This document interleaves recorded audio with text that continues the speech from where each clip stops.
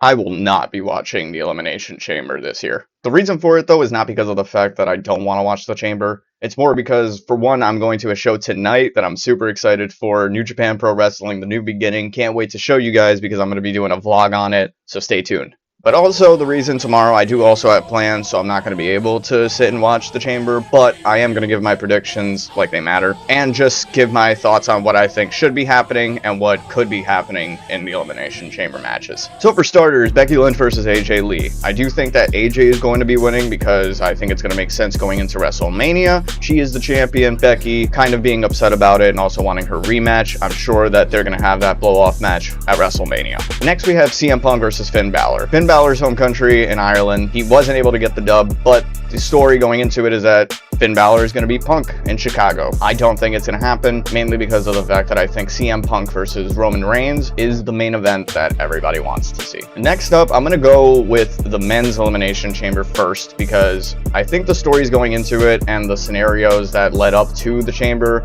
kind of lost the build for it and kind of also left the intrigue a little bit dull this year, but I'm going to still give my opinion on it. We got Randy Orton, LA Knight, Cody Rhodes, Javon Evans, Trick Williams, and Jey Uso. I think Cody Rhodes is going to win just because there's not really much going on for Drew McIntyre at the moment as far as a stable storyline going into WrestleMania. So I do think that Drew versus Cody could be the main event, or we can have a big, huge, like, fatal four-way match for the WWE Championship at WrestleMania. And in this match, I also do hope that Javon Evans and Trick Williams truly get their opportunity to showcase what they can do and just hype up the crowd as much as possible, because those two are incredible and the future of this business. Last but certainly not least, Tiffany Stratton versus Rhea Ripley versus Raquel Rodriguez versus Asuka versus Kiana James versus Alexa Bliss in the Elimination Chamber.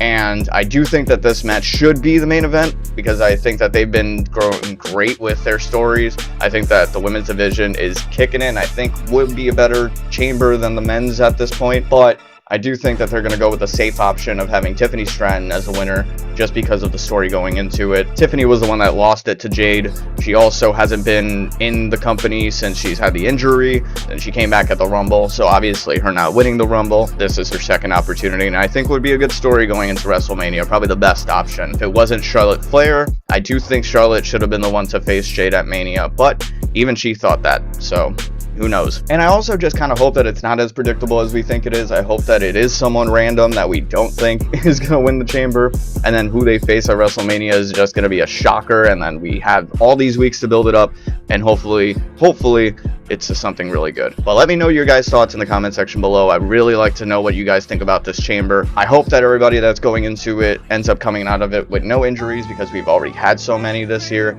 that I just hope everybody comes out safe and we have a good rest of the WrestleMania season.